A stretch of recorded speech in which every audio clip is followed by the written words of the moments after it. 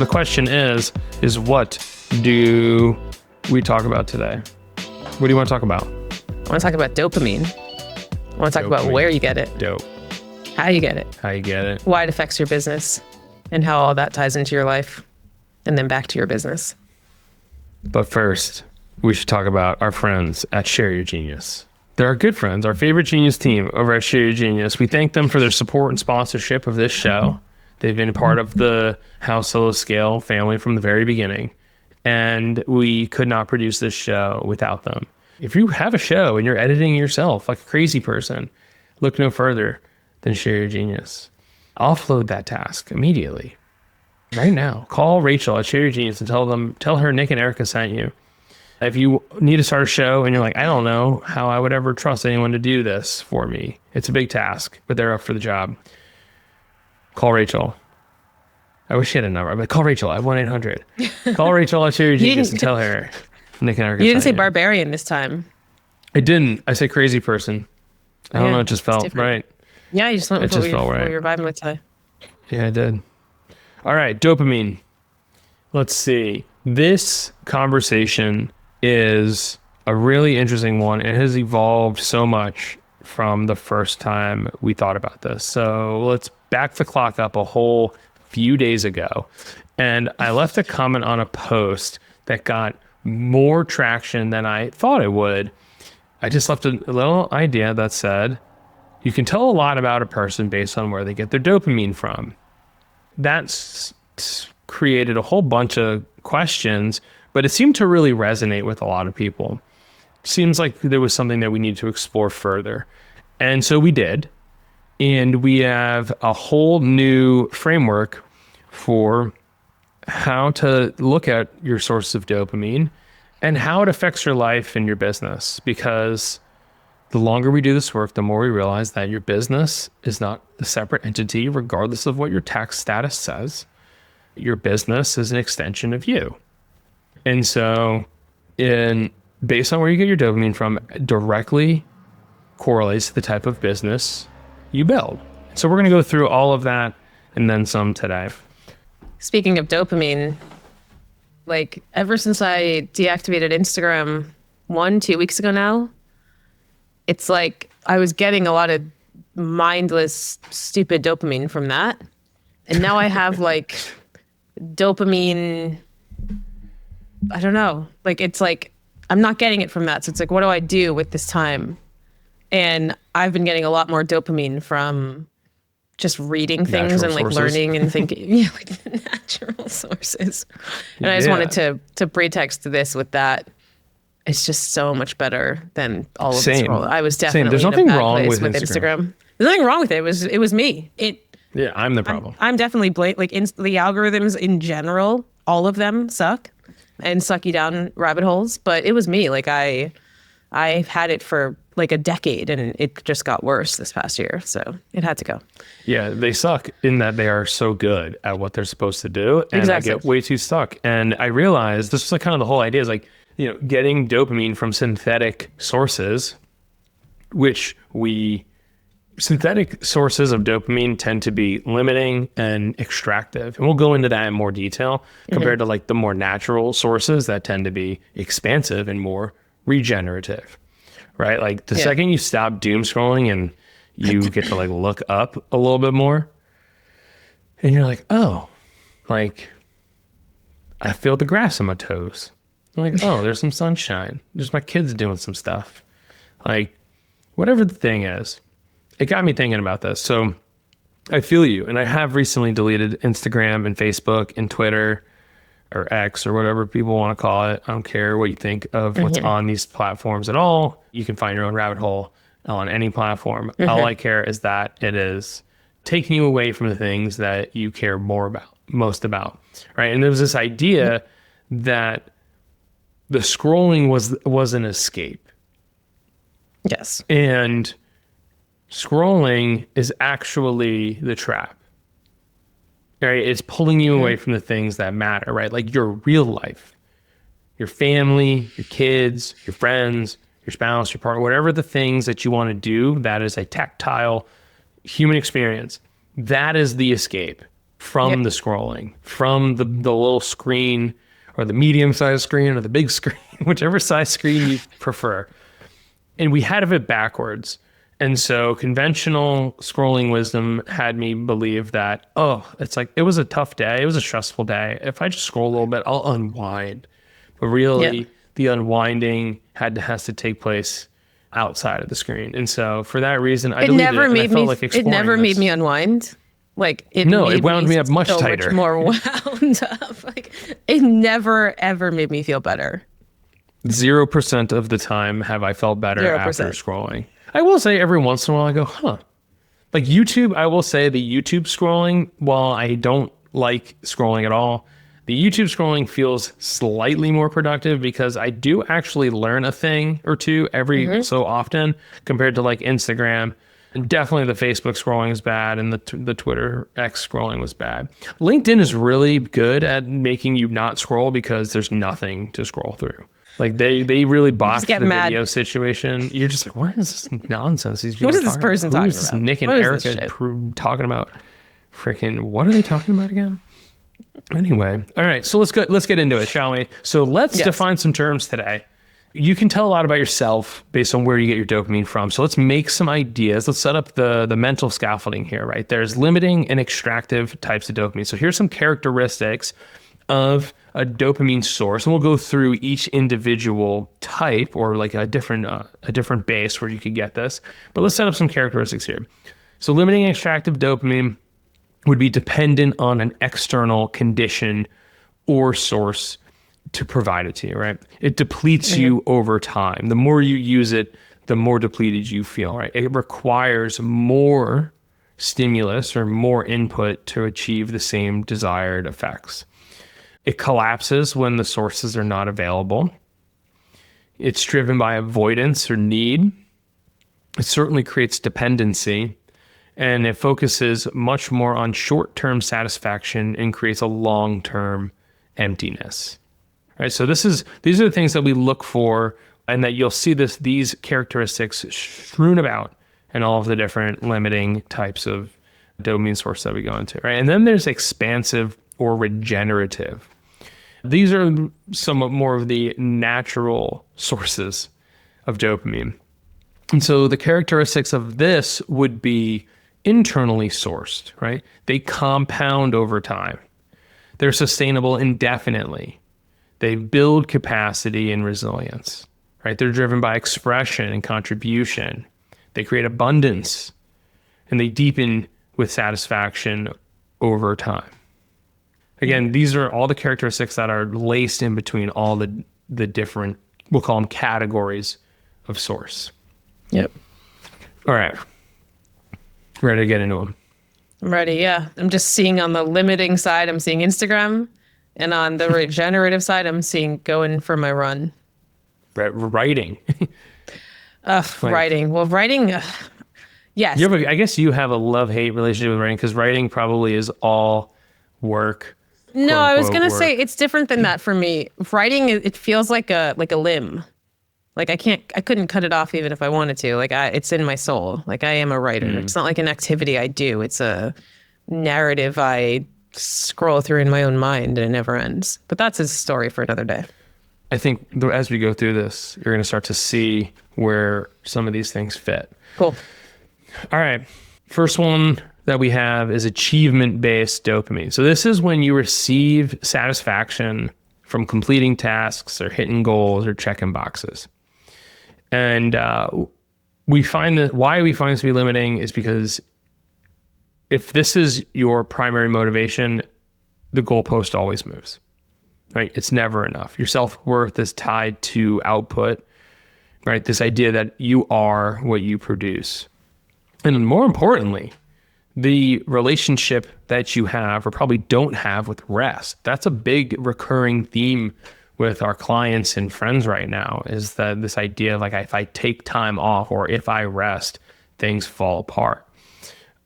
I think your relationship with rest certainly has a lot to do with the inputs that you receive. Yeah, 100%. Crashes after achievement is the next one. And that is something I resonate deeply with, especially when I was doing course launches. Largely the launches. Oh my God. It was like playing a game and then you finish the game, but you're so tired that you can't even enjoy the fact that you like made it to the end. And then when you're done, you like have to go play another game and you're like, oh, that wasn't just a fun game. Like I have to play this game. I'm on the game treadmill. It's exhausting. Yeah. So some people love it. It's for them. It wasn't for me. Productivity addiction. Yeah, I see this one as like, we all know someone who completes a task that's not on their checklist. And so they write it into the checklist and then check it off immediately. I feel like is productivity addiction in one sense, but a lot of it is like, I think a quote is something that demonstrates this is like, we all kind of like overestimate what we can get done in a day and underestimate what we can get done in a year. And this idea of like productivity addiction is like, well, maybe it's definitely checking boxes and trying to complete as many tasks as possible. We also see a lot of people who get really over rotated on like, which tool should I use to be able to log and track and source and do all this stuff. Like, yeah, those things are important. Like, yeah, I'm not saying like you shouldn't be organized, but doing it to the point where it cripples your ability to move things forward is certainly problematic, right? And overall, so achievement-based dopamine depletes faster than it regenerates. Yep, definitely. We're just going to hammer through these because there's a bunch. And if we spend too much time on one, this will be a 4-hour podcast. So. Go ahead. All right. Novelty-based dopamine, right? This focuses more on starting new projects, chasing shiny objects, or just overall constant stimulation. We all know someone, I think we're all guilty of it ourselves in a lot of ways, is chasing shiny objects. Because new things get us really excited. They feel good.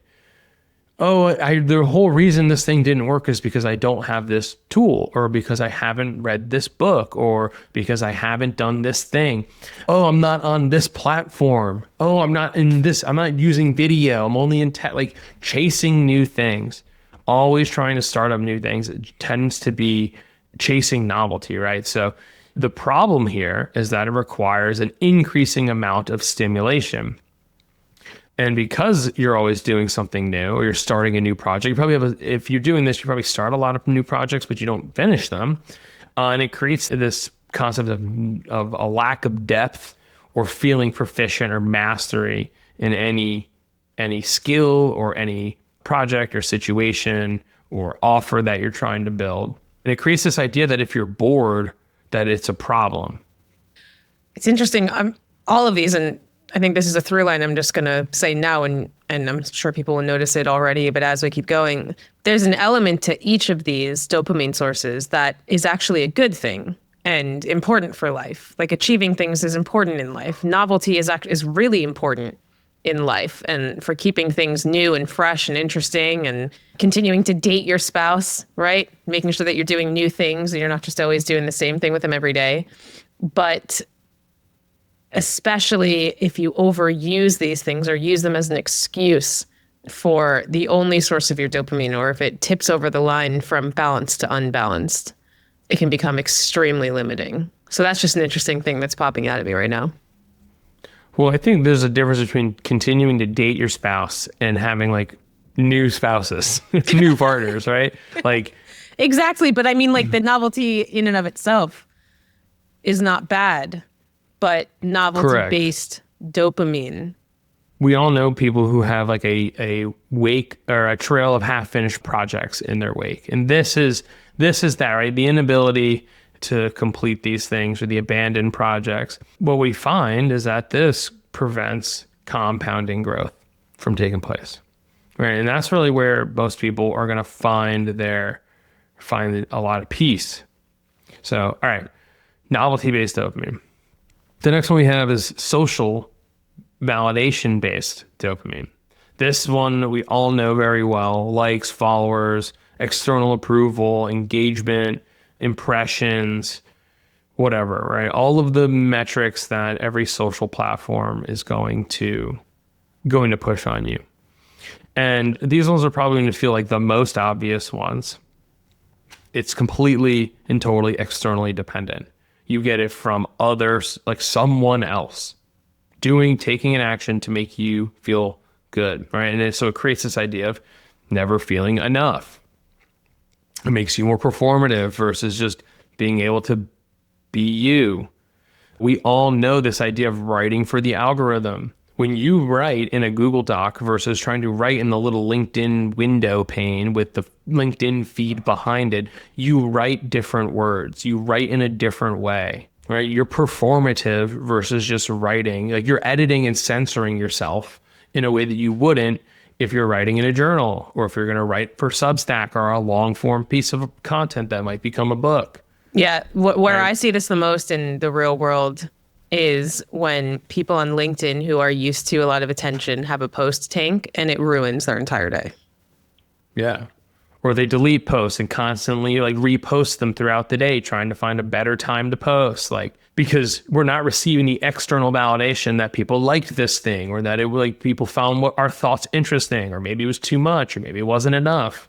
This is a huge one. I mean, look, like sometimes you need to experiment to find the right way to please the algorithm. We're all playing a game, but like this is just such a big one. I see a lot of people lose themselves to this, and then they chase the dopamine of social validation instead of chasing the money that actually sustains their life.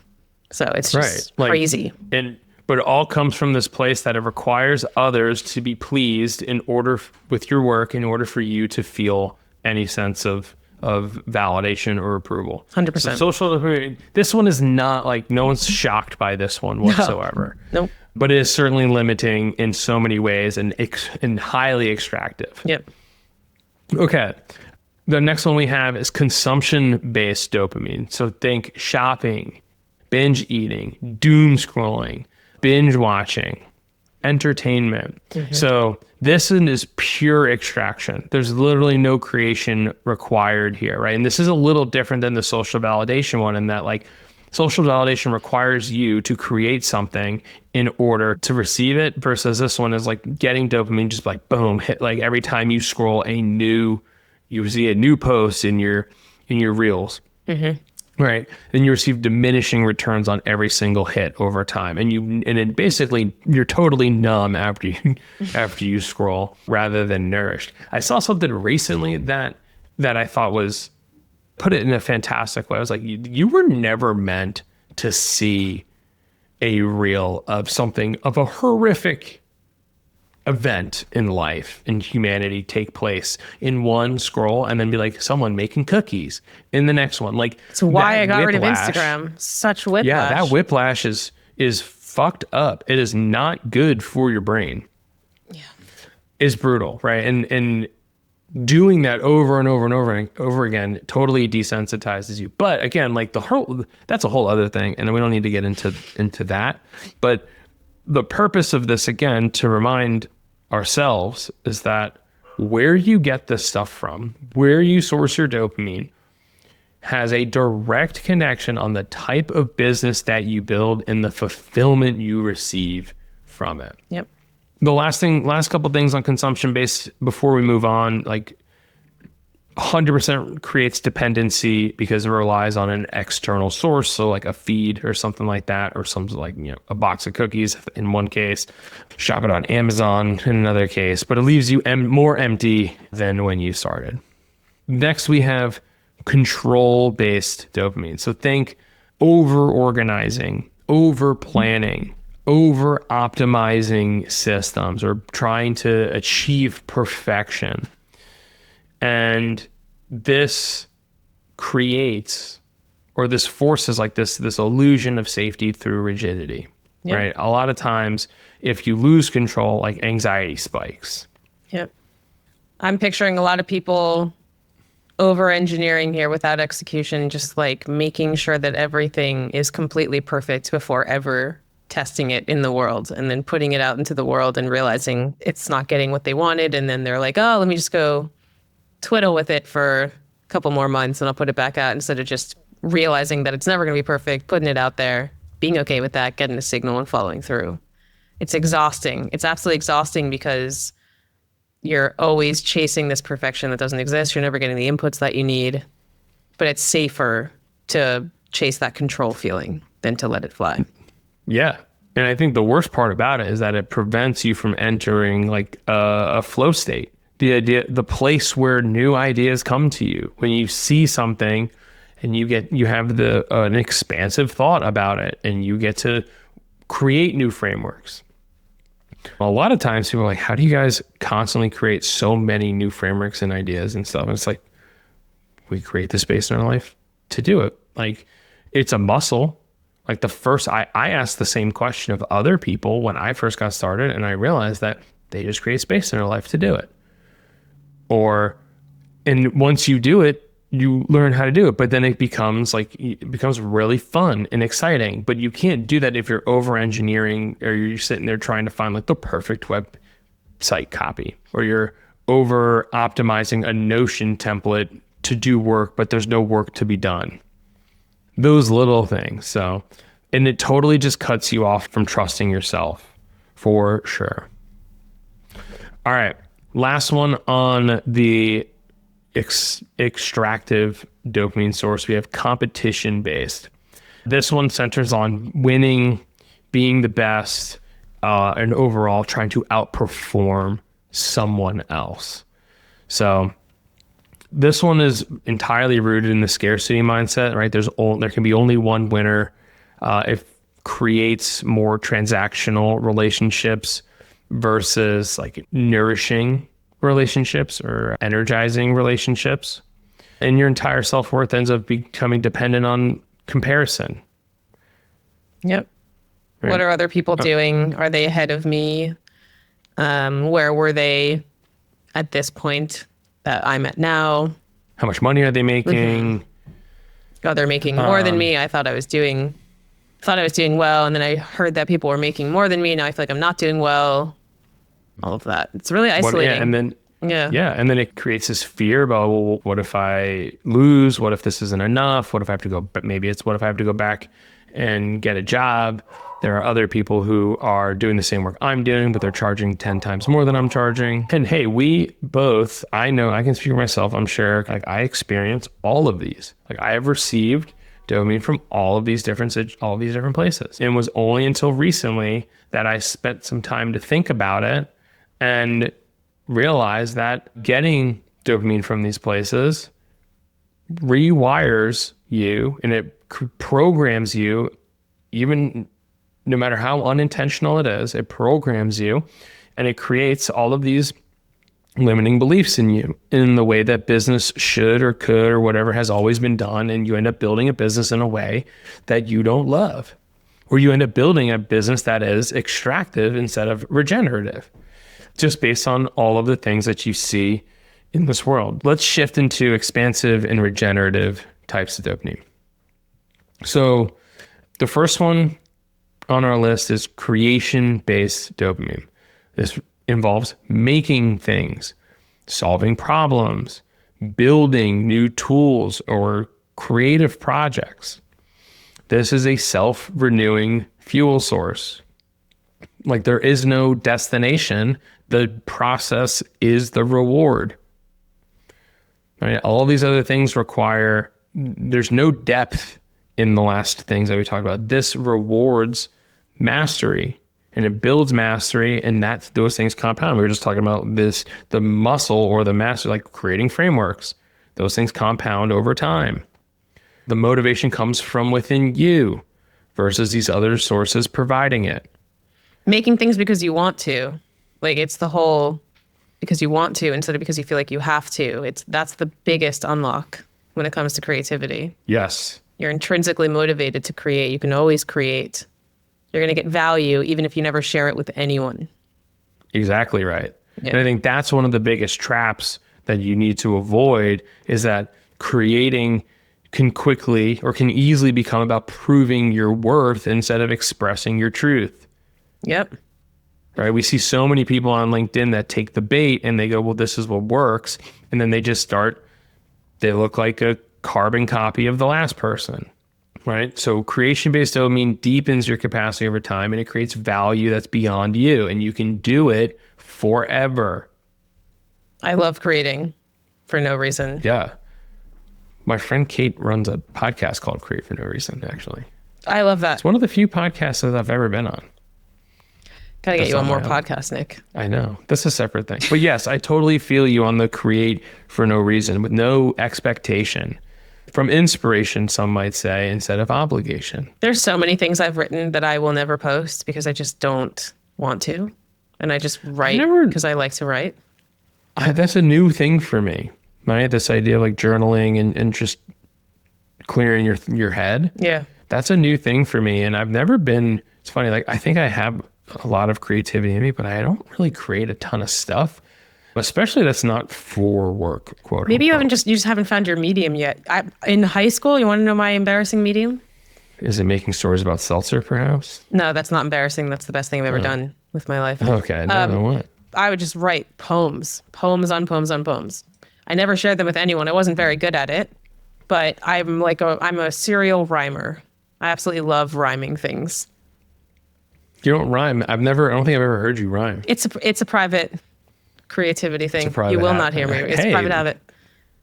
Private habit. That's cool. I'm down with that. Yeah, All right, cool. Well, Carrying don't on. ever share any of your poems or rhymes with me. absolutely won't.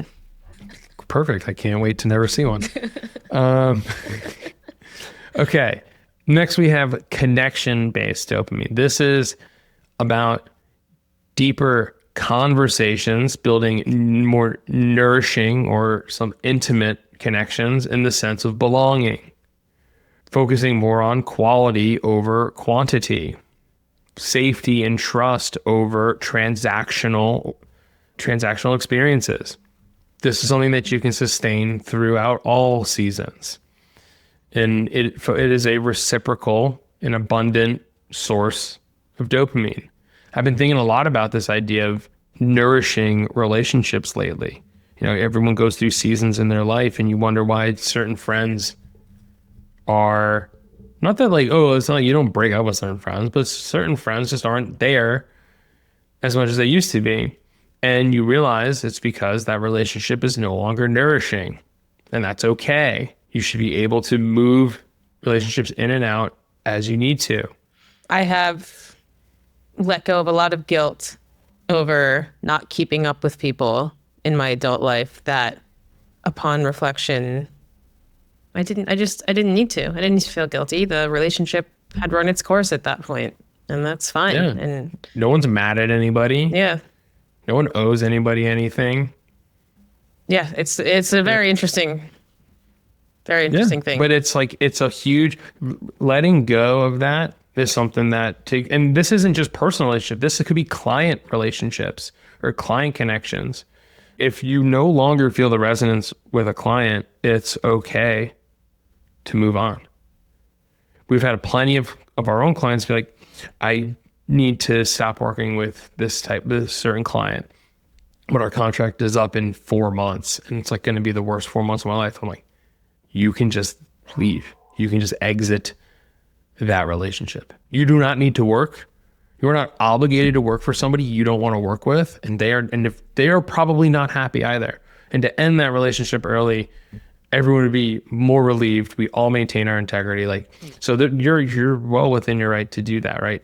So the thing though, and this is like the trap that connection-based dopamine creates, is that you can quickly or easily become codependent or focus more on people pleasing than belonging or a deep, more nourishing connection. 100%. And then with the client thing, I mean, that's exactly, it's like I have to keep working with them because I don't want them to be annoyed that I left. It's like, but you're not going to be doing your best work or be your best self if you stay. Yeah, absolutely. People pleasing is a huge, huge limitation we place on ourselves, right? The desire and the need to be liked. My friend Chris Mara wrote a book about it. They called it Become an Authoritative Coach, because of our innate desire to be liked. And you end up people pleasing, and it erodes your own sense of self. You have to self-abandon multiple times in order to do that. And once you realize that you don't need to be liked, that if you totally detach from that, I'm not saying be an asshole. I'm just saying if you can totally detach from that, everyone's life yours and everyone around you, everyone's life becomes immediately better. Okay. Next on our list, we have learning-based dopamine. This focuses on understanding, mastery, and insight. So think infinite, there's an infinite frontier on this one, right? There's an infinite amount of knowledge that you can obtain. It can never run out. And the more insight and understanding that you gain, everything becomes more interesting and it compounds exponentially, right? And it creates a ton of new possibilities for you. And it's absolutely 100% sustainable. I love learning. If I'm not learning, I rabbit hole too deeply. Yeah, I rabbit hole very deeply. I've gone down some very interesting rabbit holes lately. Yeah. Wikipedia gets you on the rabbit hole because you'll look up something and then you end up like clicking through like 500 different links and you're like, how did I get here? But the problem, and this is the exact trap though, of learning based, is that it can quickly become more about avoidance of doing a thing than it is about actually implementing or doing the thing you set out to do. So how this manifests itself in your business, a lot of people we know, they're just buying up books. Yep. Nonstop. They're buying courses. And it comes from a good place. They love to learn, but what ends up happening is that it becomes more of an avoidance mechanism, or they're saying, oh, well, maybe the thing I'm looking for is just in this one last course or this one other book. Like that is when it becomes problematic. I can't tell you how many times people would message me and be like, hey, Erica, I bought your course. I'm really busy, but I plan to go through it. And once I finish it, then I'm going to start posting or something like that. And it's like, no, post, get some feedback, get some signals. And then when you have time to be better, go through the course. It was very interesting to get those messages. A lot of people would be like, I've got this in my back pocket and now it's a good excuse for why I can't because I haven't gone through it yet. Amen. 100%. I'm guilty of this. I'd always especially in the early days, I was like, oh, maybe the answers I'm looking for in this other book. And you can get a lot of satisfaction from buying the books and reading the stuff, but then it can quickly become avoidance. So you have to look out for that. This is not to lose sight of the main thing, which is learning and seeking to understand these things is an absolutely most natural and effective regenerative place to get your dopamine from. And if those are the types of values and energy you build into your business, that's an extension of you. The last one we have on our list is contribution-based dopamine. I think most people we know being in the service-based business are going to feel this one probably the most. But I think all of us have felt all of these in some way. I know I have. All right. Contribution-based dopamine focuses more on service or creating impact and helping others achieve something, whether it's a transformation, a goal, some sort of outcome, whatever it may be. And it's probably the most purpose-driven versus need-driven places. Like it feels really good to help other people do stuff. It creates meaning in your life, and it certainly creates a ripple effect that's beyond you, and it connects you to something bigger than yourself. Acts of service are some of the best things that you can do to feel connected to other people, your community. I'm going to speak from personal experience. Every time I've been in a season of life where I'm just giving a lot more, I always feel significantly more connected to the world around me, which is just less isolating. Totally. Now, here's where this one though, the trap for contribution based is like a fine line because it can quickly become self-sacrifice. We all know, and this is kind of like the reason our business exists in the first place, is like we all know people who are buried in their work, like their desire to do good or to help, to take on clients, to say yes, whatever it is, ends up, you try to help others at your own expense, right? You're helping all these other people achieve these amazing things and do all this amazing work, and you are falling apart, right? And so it can become destructive. Resentment, regret, frustration. Yes, anger, Yep. guilt, anxiety, like it can trigger all of these things. But if you're mindful of this and you're aware that you can only help people if you're at your best, And it's okay that helping other people and doing this work and creating an impact and doing all this stuff, like to get dopamine from that, highly motivating, highly inspiring. You'll do it for a long, long time. But if you start to self-sacrifice, then, I mean, like I said, we've already said, right, your business becomes a prison. And that is not the type of extension from you that we're looking to create. So there you have it.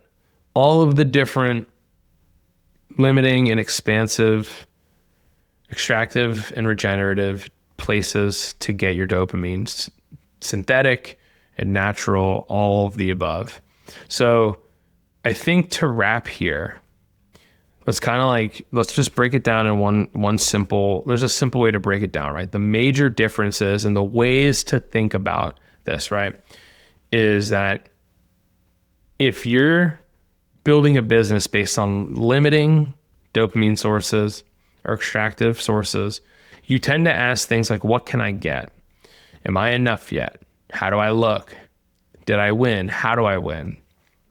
And then on the other side, you can ask yourself, if you're building a business from more regenerative sources, the questions that you'll ask are usually some things along the lines of, what can I give? Who am I becoming? What's true? How can we serve? Right? This is the angle or the tilt, however you want to describe it, like the in terms of or your approach is probably an easier way to describe it, of how you're building something. So as opposed to creating on dependency and external conditions that create anxiety if this source isn't available to you, or the need for more to feel the same, or if you end up feeling empty after consumption or after you do it, and you're focused more on scarcity and performance, things like that, take some stock and think about, are there other places in your life where you can find more internal stability and resilience to create peace in your life when circumstances change, to create more deeper satisfaction over time, and overall collaboration and abundance. Highly recommend creating from a regenerative place. And I think overall, like the mission that we're on is to help people create a regenerative business in that way. Yeah, a business that's built from this place. I keep coming back to the reason why people start their businesses is usually because they take a leap, right? Like when I did it, I was like, I want to go see if I can do this, right? It was a fun kind of exercise. And some other people take it from I have no choice, right? I got laid off and this is where I am. Yeah, a place of scarcity. In both of those cases, there's barely any, in my experience and in pretty much every one of our clients, moment where you sit down and say, well, what kind of business do I actually want to build here? And asking yourselves these deeper questions of like, what is the relationship between who I am, what I want to build, where I get things like dopamine from, and how is that going to then translate into the type of work that I'm doing, the way that I spend my time, and this type of business that I'm going to build, right? And then we just go. Most of us are highly capable, at least all of our clients are highly capable. You can't make a lot of money and then get stuck unless you're capable enough to get there, or you just have a crazy bias towards action and figuring it out. And then by the time you're there and you're in the work, it's not too late, but you're at the point where unless you do something to like put the hard brakes on, you're stuck in this cycle, and years can go by, decades can go by, until you look up and say, damn, like I've been exhausted for so long. I never asked myself these questions. I never visioned out my life and my business. It's just something that happened. It happened to me. And this work that you and I have been doing together on ourselves for our own business and for our clients, it feels so powerful because you're escaping this mindset of this is just something that happened to me and that I'm running with. And you flip it to this is something I'm intentionally doing. I am making this happen. I want to be here and I know where I'm going. And that reframe is so powerful because, I mean, we said it the other day on a sales call, this guy is doing so well. And he still had well, I can just, I'll just go back and get a job one day if if I need to, I want to, like in his back pocket. And it's like, well, do you actually want to do that? Or do you want to vision out your business and build a business? And he was like, yeah, I don't want to go back. I don't want to go back and get a job. And it's like taking the time to really sit down and be like, okay, well, if you don't want to get a job and you're making money and you're happy here, then let's reshape the way that you're doing things, because what you're doing is taking way more of your energy than it should be giving you. And this is just such a core place to start. 100%. 100%, right? If you're getting your dopamine from places that are totally limiting and extractive, you're always going to think, what if this doesn't work out? What if I have to go back and get another job? I can get another job. That's no problem.